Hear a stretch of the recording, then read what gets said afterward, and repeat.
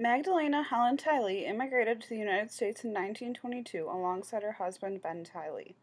The pair met while he was serving with the U.S. Occupational Army while stationed in Anderdock, Germany. Helen's world was rocked when she came back with him to Iowa to help him work on his farm.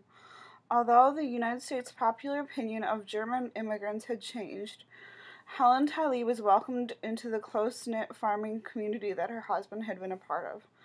Helen became even more of an integral part of her community after her husband left to fight in World War II.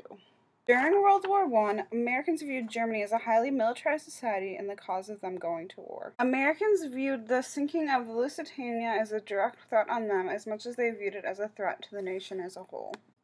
The Germans were thought to be barbarians, brutal in battle, as depicted in this propaganda poster from World War I. Helen was born in Kindle, Germany during the year 1894.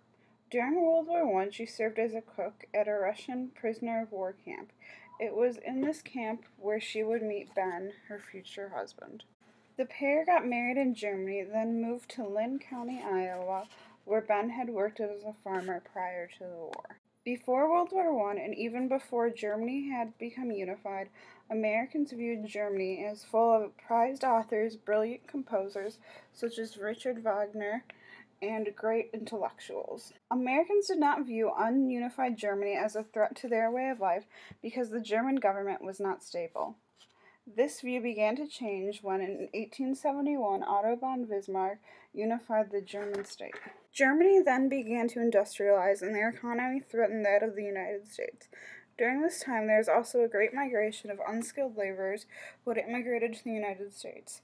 These unskilled laborers were oftentimes from Germany or other Eastern European countries. German immigrants were often isolated in their communities. There are many communities in Iowa where these German immigrants could continue to speak German at church and at the market.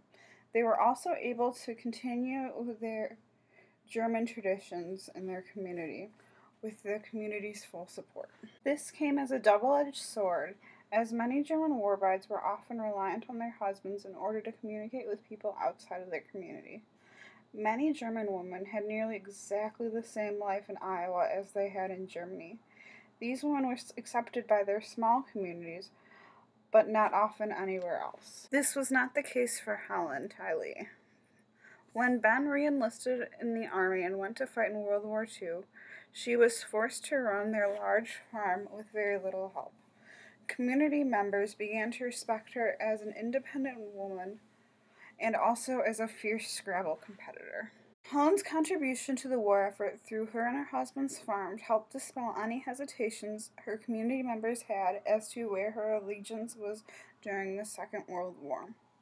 Helen was featured in many other newspaper articles and stories that shared her direct contribution to the war effort through her farm. Helen was easily able to assimilate into Lynn County, Iowa, because of not only her dedication to her husband, but also to the dedication that she put into working their farm.